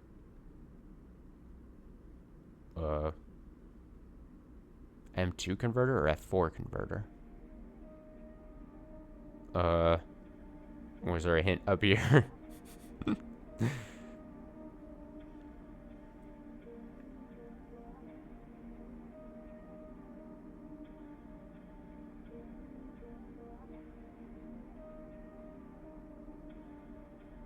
I'm gonna pick M2. You grab the part and push back to the unit. Bliss holds out an arm and you pass it over. The converter spinning gently as it leaves your hand. Perfect! You passed. Hey, look at me go. She straightens up from the unit. That is, if you want to work here. Bliss rubs her hands clean, looking down at her palms. Truth is, I need a hand here. My partner skipped out on me and left me with a whole mess. Seemed like you might at least be better at spotting clean air filter than Moritz. I'll consider it. Wait, she frowns at the racks. That's not all of it. My old business partner, they rinse the place, empty the accounts. To bid for jobs, we need to put down deposits, bring in parts, pay tug fees. For that, she looks nervous, embarrassed. We need chits. You want me to pay to work? Come on, it's not like that. We'd be partners. Straight split. Bliss settles herself against the unit and looks off into the distance. I guess I look pretty stupid. Here I am asking any random passerby to be my business partner. No offense. She manages a smile. It is pretty weird. She gives you a sideways look. Don't tease me. Bliss goes back to working on the unit. Look, it's no pressure. You find the money or you find someone who has, or you just forget the whole thing. Up to you. She gestures for you to help her refit the casing and you both slot it back into place. I think I'm good to wrap this one up for now. But if you are into it, come back and we can bid on a new contract. Something to get our teeth into. Something that pays. She gives you a serious look. You can trust me. I don't say this stuff lightly. You kick away from the bay, propelling yourself back to the handholds at the entrance. You slip out with a wave, and as you do, someone slips back in. You hear Bliss as you guide down the passageway. Moritz, I swear to God, if those filters aren't clean. You smile. Seems like this could be interesting. Huh. Seed money. 80? A scam or an opportunity. Bliss seems solid enough, and this might be your best chance to get on the hub's repair trade. Or 80. I just used money to buy another stabilizer thing. Fuck. Shit.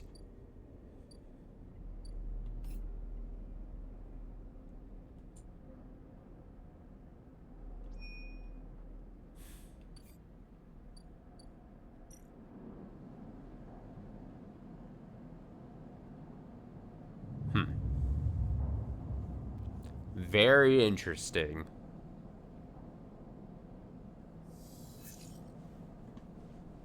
One, 4, 5, 3. Again, I think that's a pretty decent roll. Like, unless the dice are really bad, I don't think I need to re-roll and potentially get something worse. You know?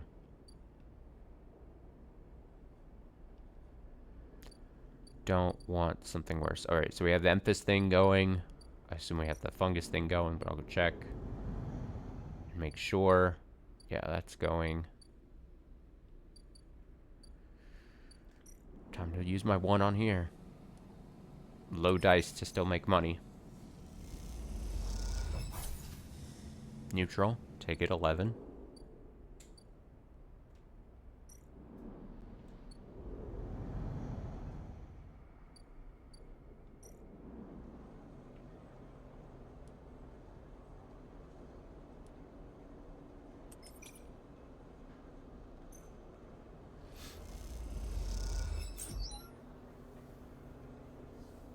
Some scrap. Scrap. More scrap. Gotta get an insider. Filling in. There's that.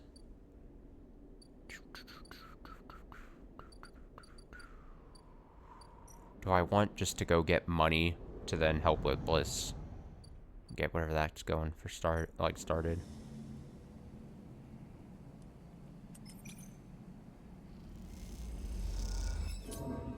Negative, damn. Shit.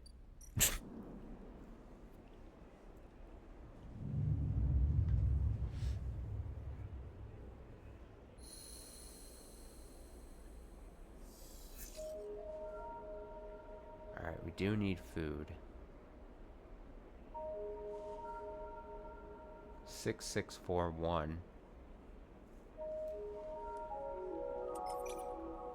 I'll sunbathe for this. 2 energy, that's fine. I think Emphis should be ready, right?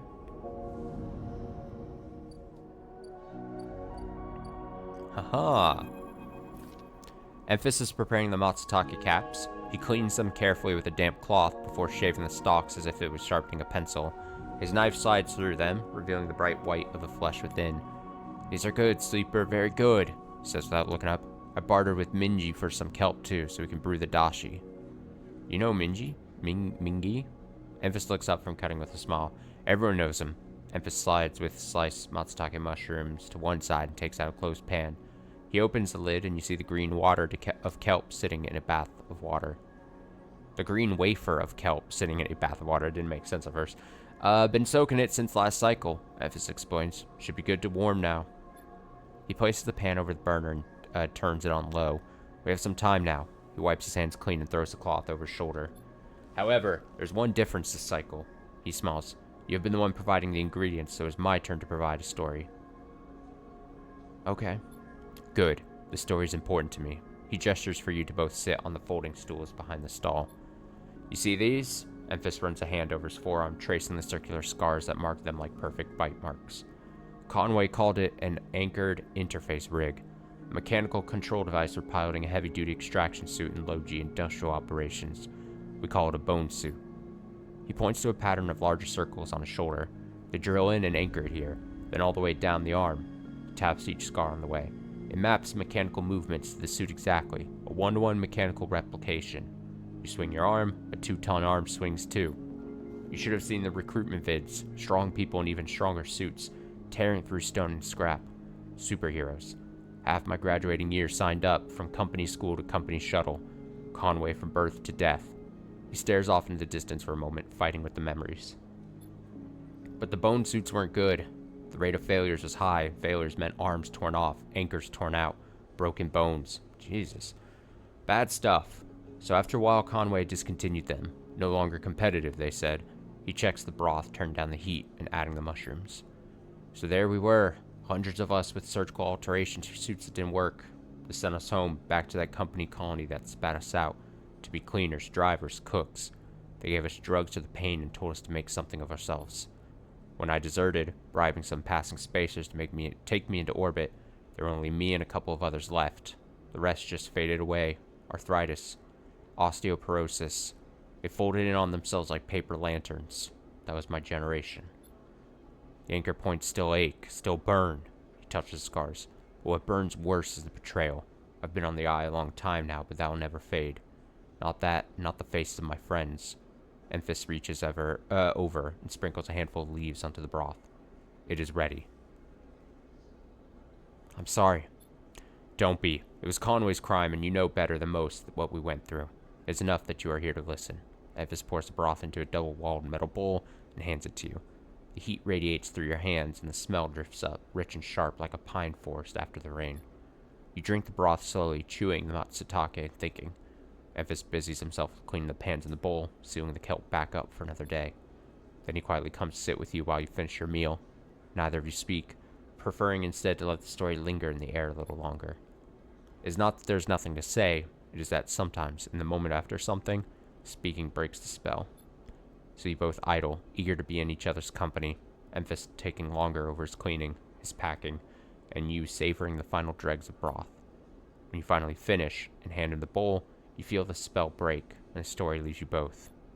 And as you leave, you know that both of you are somehow a little more empty and a little more full than before.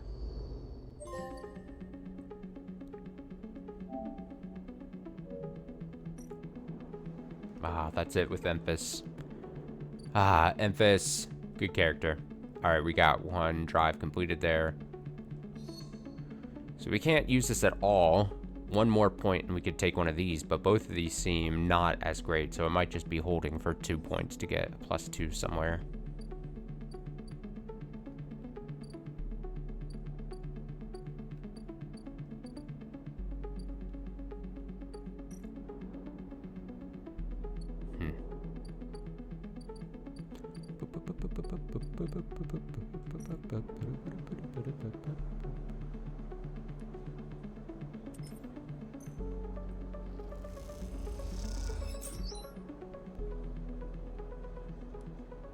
I'll finish it. We have a nice amount of scrap. This is good. It's like a rainy day fund of scrap that we can use for condition if we're really hard up, or money if we really need to sell.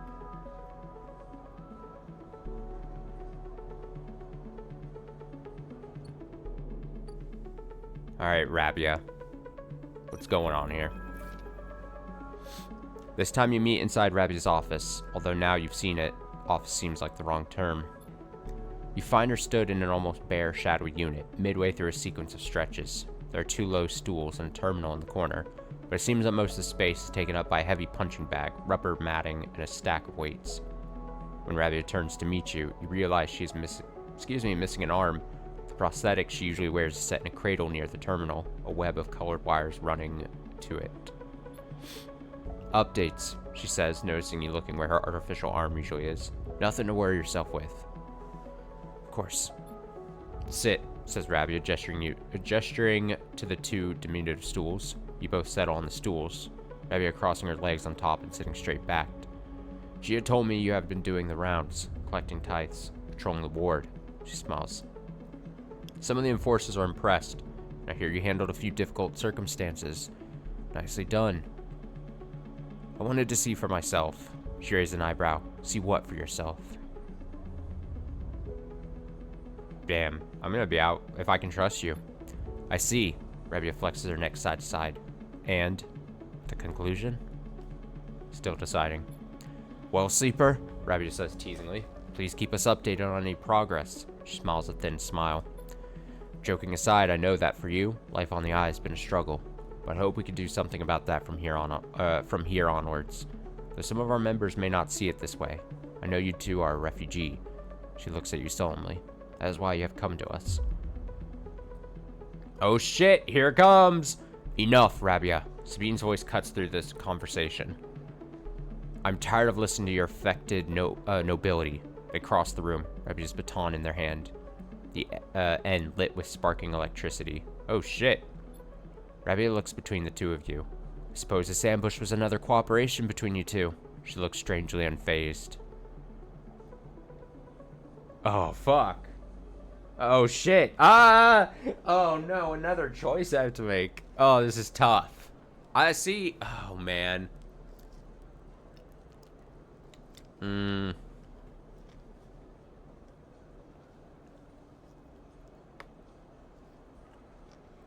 I hate to be like such a fence sitter, but if I just remain as neutral as possible, with no, they're acting alone, which they kind of are at this point. I mean, I'm just stating a fact at this point, right? Like, I'm not working with Sabine if I say this, and we haven't been. Sabine just left, and then it left me by my own. I'm gonna say it. No, they're acting alone. Sabine pauses, thrown off for a moment by your renunciation. Uh-oh. But Sabine's taking it as me saying no. Uh-oh. Rabia takes this opportunity to act. She leaps from the stool and, fainting past Sabine, grabs the baton and twists it inwards. She is by far the stronger, and she pushes Sabine to their knees, plunging the crackling end of the baton towards their chest. They freeze there, Sabine struggling to keep the crackling baton from their skin. Stop! Stop! I'm ending this. I'm putting a stop. Then you support them? Rabia asks you, her eyes not leaving Sabine. Your loyalties are so easily swayed. I thought you were more than Yannick's attack dog, Rabia. Sabine spits back. Are you not able to think for yourself? Rabia holds the baton strong. For a moment you think she's about to hammer it down into Sabine's chest. But, after a painful wait, she throws Sabine down instead, then spins the baton in her hand, thumbing a switch and shutting it off in a single move.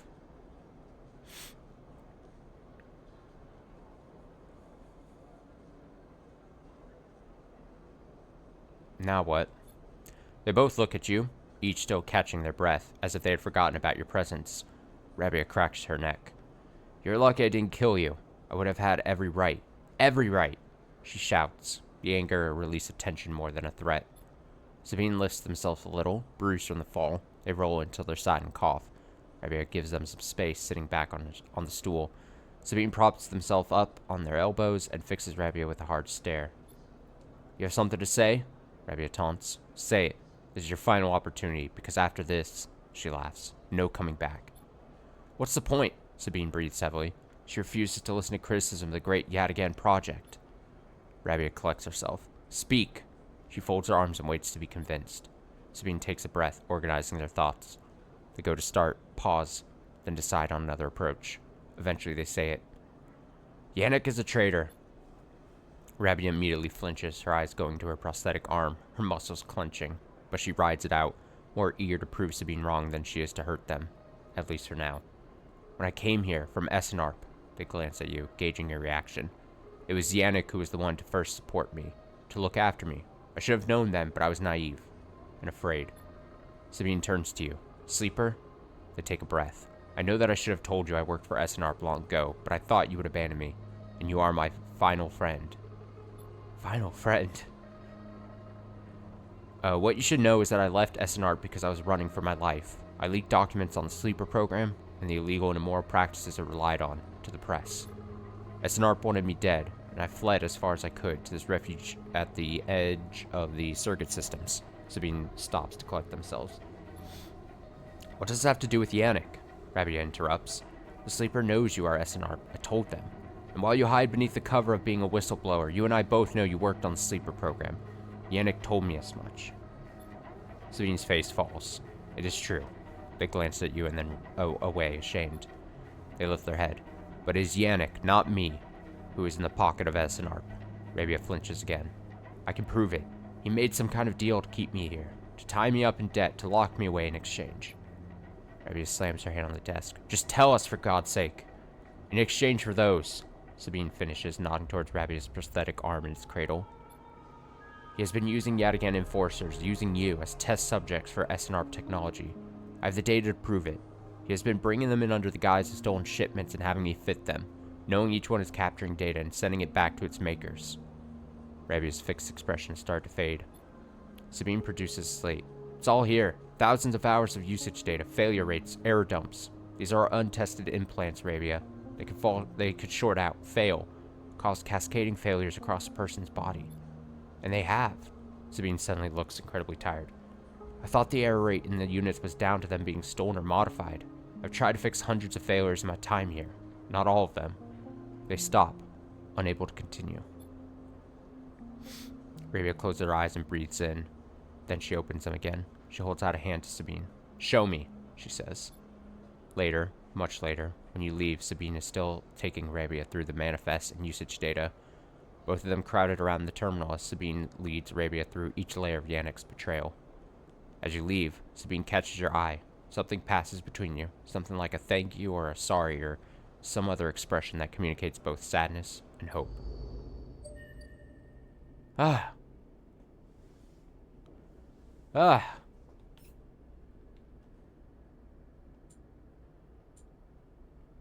we've done a lot. Jesus. I assume this is just on a timer then? Okay. So that's just going. Alright. We'll hold on to those 2 points then. Now what to do with the 1?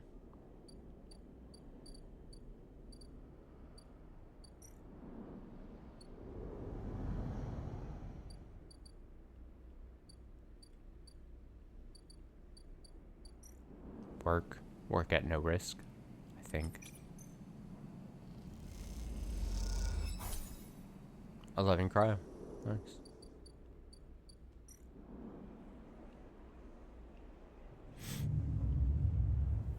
Alright, we'll probably do one more cycle for the night. Call it a day. 3131. I'm going to re-roll that. That seems bad. 4262. Better. Much better. Okay. 4262. Mushrooms are ready. I stick a 4 in. Whoop. 2 random mushrooms. What did I get? Okay. Okay.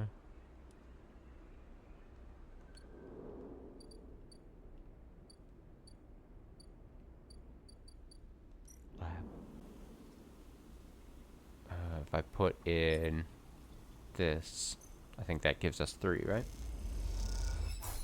Yeah! Rico meets you at the entrance to the lab, leaning on her crutch with a glint in her eye. Walk with me, sleeper. I'd like to tell you a story. She makes her way down to the corridor that leads back up, towards the main commune building. When people first crossed what we call Founder's Gap into the Greenway, they did so against the wishes of Andrea Erlin. At the time, Erlin was trying to stabilize the Union and establish control over the Eye in the wake of Solheim's collapse. It was chaos, competing factions, failing systems, so many dead and injured from the riots. That was his priority. Just continue to listen. You both crossed through a glass-roofed tunnel, greenway outside crowded with vines and branches dappling the light. Erlin had written the greenway off, cut off from the rest of the station and linked to a broken spoke. He claimed it was only a matter of time before everything here would die. He refused to let anyone abandon their duty to the Union and cross. They were traitors to the cause. Or as good as. Rico continues, making her slow but steady way into the inner gardens of the commune. There weren't many of us, but we believed what was here was worth saving. We had to keep our plans secret until we crossed. Some of us left people behind. She pauses to catch her breath, her voice crackling. It's difficult to know if from effort or emotion. What we found was a disaster, nothing like what you see here. Half of the greenway was leaking oxygen in space, the plants flash frozen. The other half was a swamp of mulch as decaying matter clogged every system. We worked hard, we lost good people, we cleaned up and closed up, but it was never going to be enough. After many, many cycles, we all knew this place was doomed, but we kept on working, taking less and less, because we couldn't face it. We all developed a death wish. If the Greenway was going to die, so would we. What changed? Everything, Rico smiles. We crossed some invisible boundary, tipped some biological scale, and the Greenway started to recover. Plants flowered, crops sprouted. For the first time we reaped the fruits of our labor. Rico smiles, looking up at you. We thought it was us, that we managed to do just enough to end the cycle of decay. Thought we had saved the Greenway. Until today. You pass into the grow beds of the commune, rich with the hustle and bustle of Haifa members planting and harvesting. For a while, Rico's quiet. You both simply observe the hypnotic movements of the work crews, the eager chatter washing over you like a wave. Rico smiles to herself. I should have known, of course, that our arrogance was unfounded, but we needed to believe back then. We needed a myth to bring more people across the gap. You both move into a smaller corridor, Rico following some direction unknown to you. What you have shown me is that back then the Greenway saved us, not the other way around. Tell me, have you ever consumed one of the matsutake or gyro caps that you have been growing? Yeah. I imagine they were delicious, nutritious, almost uniquely so, she muses. After all, they were designed for you. Rico has a mischievous look. At first I thought it was the location they were grown in that made the mushrooms from the aviary, from the labs, or from the grove different to each other. But what I've... Excuse me. But from what or from the grove different to each other. But what I've come to understand is that as the person growing them. The matsutake and gyro caps you brought me are totally unique, containing compounds never usually found in similar specimens in my possession. Many of these compounds aren't even digestible for humans, but for a sleeper like you. Rico smiles as she leads you into the internal gardens of the commune, where the Haifa members have planted species from all over the Greenway. Back when the tide turned, when the Greenway started to recover, we all felt something, a response. It was as if this place was not just alive as a forest is alive, but alive in other ways, communicative, responsive. We shrugged it off at the time, but now I understand why. Rico stops and turns to you. This place is responding to us, adapting itself to us. It is growing fruiting bodies for you, for me. It is adapting, changing. It is, in short, displaying all signs of sentience. How? That is what I wish to know too. What being is in control here? Rico sits on a bench within the peaceful gardens and gestures for you to join her. When you have been growing the gyros and the matsutakes in the aviary, those species so familiar to the Greenway, have you discovered any others? Yes. Rico can barely contain her excitement. I should like to see those. Please bring me some next time you're here. You look around the garden, amazed at the sense of peace within it. Rico interrupts the silence. There's a species of mushroom that I haven't seen in years. It is dark, short, shaped like a club. We first found it in those early days when we were working to save this place. It was around the time that we started to lose our first members. They were succumbing to some infection, some mold growing deep in the dark mulch that drowned this place. At that point, we thought we were lost, and then these mushrooms emerged from that same black mold. We tested them, saw that they contained some compounds that counteracted the mold. They contained an antidote. Of course, as a botanist, I saw this as part of the natural process for this ecosystem, even if the time scale seemed absurdly short. What I am wondering is if the antidote was a gift. Rico, meet your eyes. Perhaps if you are patient, you'll receive your gift too, Sleeper. You both sit for a while, Rico seemingly done telling stories for today. You watch the light playing off the leaves and plants around you and wonder what forces could be at play in this place. After a while, you stand and leave with a quiet nod to Rico, leaving her to her memories. So that's what these other mushrooms are going to be for then. We're going to need a third. I've got 2, but we need a third.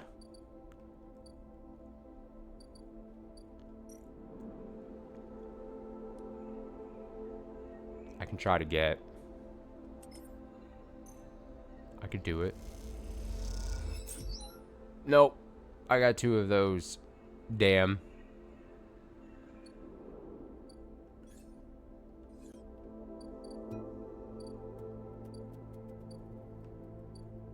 Damn.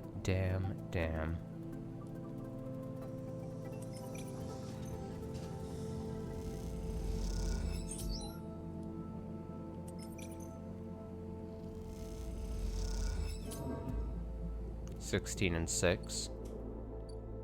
Take it.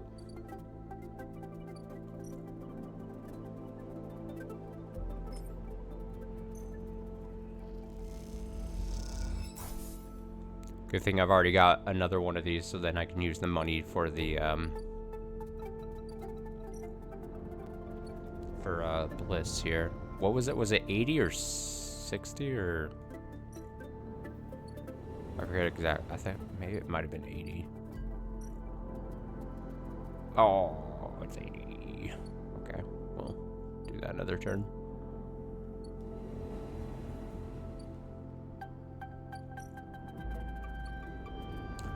Fine by me.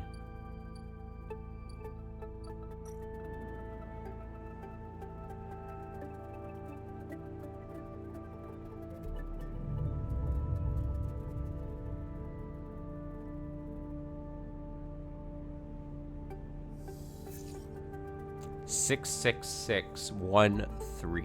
That's pretty good. That's a pretty good. All right, I'm gonna try. Before I said I know I was gonna, I'm gonna try for the mushroom we need here. Yep, got it.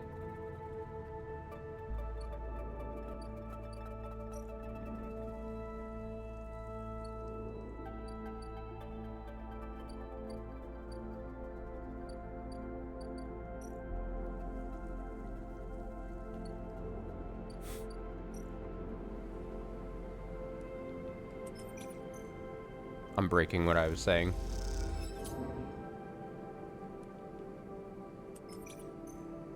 It's fine. We'll do one more cycle. We'll finish the cycle then. 2 negative outcomes on that. Jesus. Actually, no. I'll actually save it here. Because I don't want to do the next dialogue thing. I was going to go donate the money to Bliss. For the contract. But that's on the timer, so that'll be going. I've got the mushrooms for Rico. So those are 2. So those are almost 3 things. So this will be next turn, next cycle. But we'll do the Bliss. We'll donate the money. Or donate the money. Essentially do whatever the project is for 80. And then we'll give the mushrooms to Rico as well. And see what that does. And then we have 2 6s to still use after that. So good stuff. Still plugging away. Avoiding disaster. Quite well. I'm living quite comfortably. I've got so many items. Most of them having to relate with mushrooms. What is the, one sec. Yeah, this, with this thing that we have the seed for, it's, I think, showing up as, if I remember, yeah, the Haifa lab thing. So I assume that whatever, once we keep going along with this with Rico, then at some point we're going to have an option to plant this seed thing.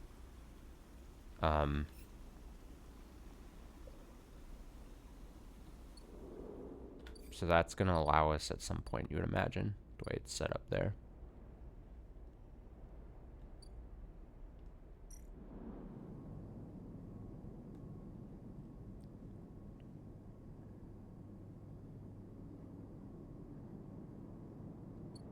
Intended for late gameplay. Still won't do that then. Alright, let me trigger an autosave here. There we go. Perfect. Alright, let's call it a night. Thanks so much for hanging out. Thanks for watching. DK's done. We're not going to do that anymore. So like I said, now that DK's done, the main focus these next 2 weeks will be finishing this and finishing Axiom Verge 2, and then we'll see what time's left and stuff. But those are going to be the main focuses, along with still continuing to read Higurashi. Stream tomorrow should be Axiom Verge 2. We'll continue that for a second stream. Stream on Tuesday might not happen, but if we do, we'll probably read Higurashi. But if we not, then we'll be back on Wednesday as well. That's the week ahead. Nothing Thursday, and then normal stream Friday, most likely. So until tomorrow with Axiom Verge, dose. Until then, have a nice rest of your night.